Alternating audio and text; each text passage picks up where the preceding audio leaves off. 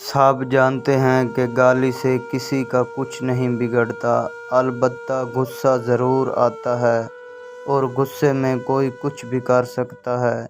جب کوئی کسی کی ماں یا بہن کو گالی دیتا ہے تو ماں بہن کو کچھ نہیں ہوتا۔ ہاں، یہ ضرور ہوتا ہے کہ مخالف بھی گالی دیتا ہے یا انتقام پر اتر آتا ہے۔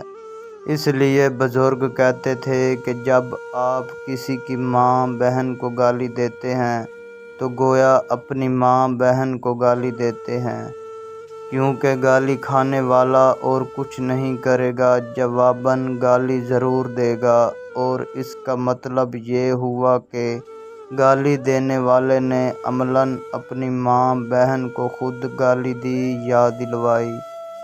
نبی کریم صلی اللہ علیہ وسلم نے گالی دینے کو منافق کی نشانیوں میں سے ایک نشانی بھی بتایا ہے، لیکن ہم گالی دیتے ہیں۔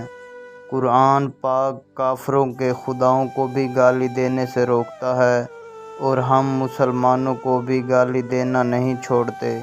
کیا اس سے ہمارا اسلام پکا ہوتا ہے؟